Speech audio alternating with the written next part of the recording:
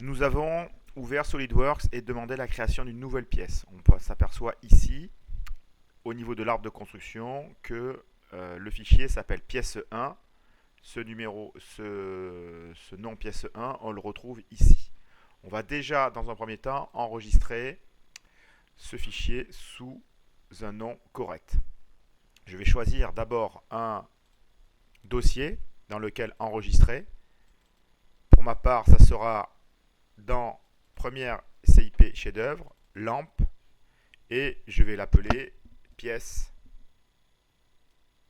supérieure.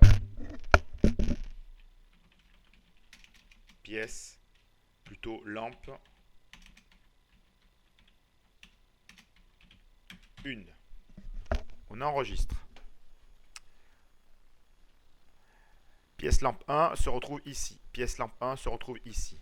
Maintenant, ce que je vais faire, c'est que je vais aller dans SolidWorks pour insérer la photo que j'ai prise. Pour cela, je vais cliquer sur le plan de face. Je vais demander l'ouverture d'une esquisse. Ensuite, pour pouvoir insérer mon image, je vais faire insertion,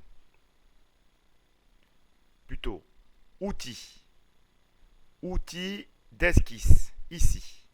Et je vais descendre tout en bas, je choisirai image d'esquisse.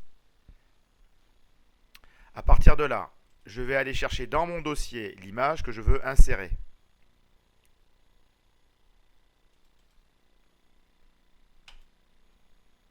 J'ouvre.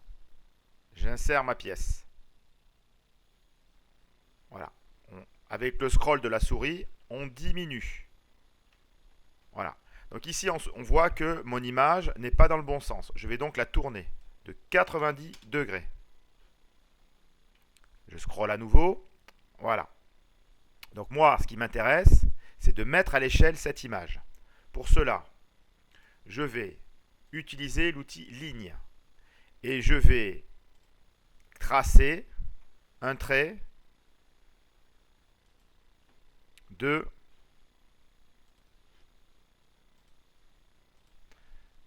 25 cm, autrement dit 250 mm. OK. Donc ça fait 250. L'image qui est ici, alors j'ai l'outil cotation, j'appuie échappe sur mon clavier pour quitter l'outil. Je vais là, dans l'esquisse 1, je double-clique pour activer mon image. Ici, on se rend compte que l'image, en fait, elle a une taille de 768 mm en longueur par 1024. D'accord? Autrement dit, ça fait pratiquement 1 mètre de hauteur. Donc l'image, elle n'est pas à la bonne échelle. Je vais prendre donc ceci et je vais diminuer mon image. Je vais déplacer mon image. Voilà. Je zoome. Alors, ceci, ça fait 25 cm. Et le trait qui est ici, que j'avais tracé en référence sur ma feuille, fait 25 cm. Il me faut donc diminuer. Et donc avec les coins de mon image, je vais diminuer jusqu'à ce que, à peu près, je me retrouve avec la même longueur de trait. On est bien d'accord? Donc c'est vraiment... Voilà, on n'est pas très précis, mais c'est pas très grave, puisque notre image, elle va nous servir de support, vous allez comprendre. Voilà, donc on est à peu près bon, on peut encore diminuer. Voilà, voilà. Là, vous voyez qu'on est parfaitement bien. On valide, et ici, on sort de l'esquisse pour valider. Voilà. Donc cette image d'esquisse, on pourra par la suite la cacher. Donc maintenant, je vais choisir le plan de face, et je vais ouvrir une nouvelle esquisse. Donc vous voyez que ici dans l'esquisse 1, on a mis l'image d'esquisse 1, qui est ceci, et on ouvre une nouvelle esquisse sur le même plan qui a servi de plan d'esquisse pour l'esquisse numéro 1.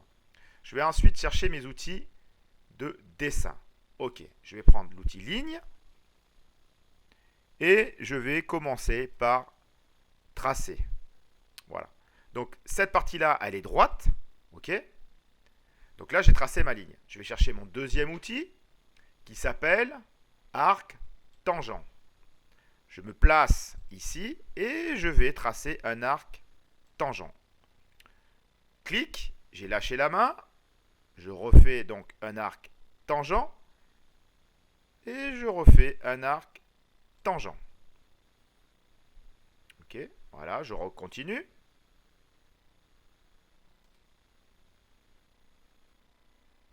Voilà, ok. Donc, on a déjà tracé notre première esquisse. On se rend compte qu'on a une ligne qui est droite, horizontale, ici. Un arc de cercle qui est tangent. Tangent. Un deuxième arc de cercle qui est tangent. Un troisième arc de cercle qui est tangent. Et un quatrième arc de cercle qui est tangent. Voilà. Alors, ça c'est ma première esquisse. On va mettre des côtes. Bon, pour cela, je vais rajouter une ligne de construction. Une ligne de construction qui va partir de là et qui va partir vers le haut, qui est verticale. Échappe pour quitter l'outil. Voilà, j'ai mon support, j'ai mon début. Alors l'image d'esquisse, elle me gêne un petit peu là. Donc je la cacherai dans un deuxième temps.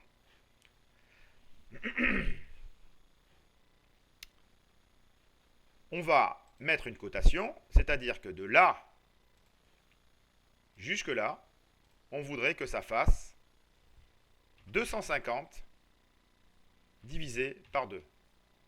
D'accord? 250 divisé par 2. Autrement dit, 1125. Je vous rappelle que la totalité de ma pièce fait 250 mm de longueur. Donc la moitié de la pièce fera 125. Valide? On valide, on sort de l'esquisse.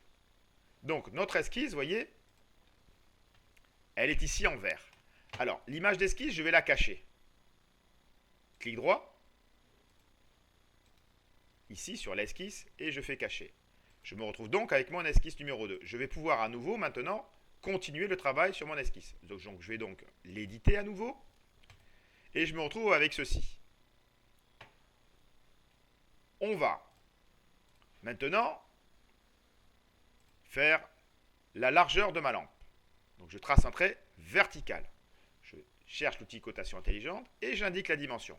Mettons que nous partons sur quelque chose qui fasse 2 cm, autrement dit 20 mm. Donc la longueur de ce trait, c'est 20 cm. 20 mm, pardon. Ici, je cherche l'outil arc tangent.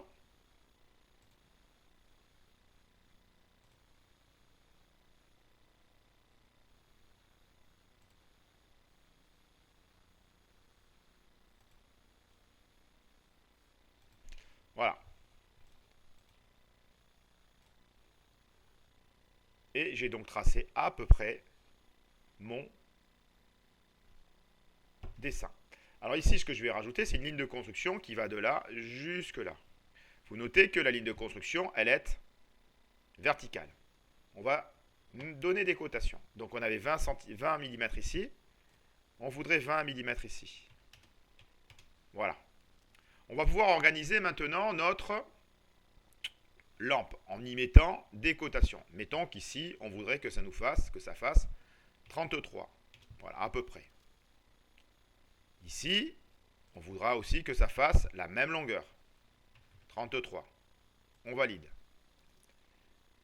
Ici, on va mettre un arc dont le rayon fera non pas 69, mais quelque chose qui soit à peu près rond. Voilà. Et là, ici, la même chose. Donc ici, on a 55. On va prendre des choses qui soient à peu près cohérentes. Et on va ainsi coter 10,5, ça me convient. Ici, ça me convient. Non, 17,52, ça ne me convient pas. Je vais mettre 18, je veux un chiffre rond. Je cote ensuite ceci. Je vais prendre quelque chose d'un peu plus grand, 20. Et je vais faire la même chose pour la partie basse. On est à 16,01. Je vais prendre 16, une longueur entière. On valide. Et on a à peu près dessiner, si on est satisfait de notre dessin, le contour de ma première pièce. Alors l'idée maintenant, c'est de répéter toutes ces lignes symétriquement par rapport à cette ligne. Donc je vais utiliser un autre outil qui permet de symétriser mes entités. Donc les entités qui sont asymétrisées sont la ligne qui est là, la ligne qui est là, la ligne qui est là, la ligne qui est là, etc. Donc je sélectionne l'ensemble de ce que je veux symétriser. Symétrie par rapport à quoi? Eh bien par rapport à cette ligne. On zoome et on a effectivement la première pièce. Alors ici, vous voyez qu'on a pas mal de petits sigles verts. Ce sont des relations géométriques. Si elles vous embêtent, vous allez dans Affichage, Cacher, Montrer, et on peut éviter de montrer les relations d'esquisse. Voilà. Alors ici, on voit qu'il y a un petit défaut au niveau de notre lampe. C'est-à-dire qu'ici, on est plutôt... Voilà, cette partie-là et cette partie-là, en fait, ce qu'on va y demander, on va y rajouter des relations géométriques. Donc on va sur Ajouter des relations. On veut que ça soit tangente, c'est OK. Donc on va sélectionner la même chose. Maintenant, Ajouter des relations. Ça et ça. Alors le problème, c'est que on n'a pas sélectionné les bonnes choses. C'est-à-dire qu'on a en plus ceci. Donc, on va l'enlever. Et on va leur demander d'être tangente. Voilà. Et donc on a quelque chose qui est déjà plus joli. Voilà. Si cela me convient, je peux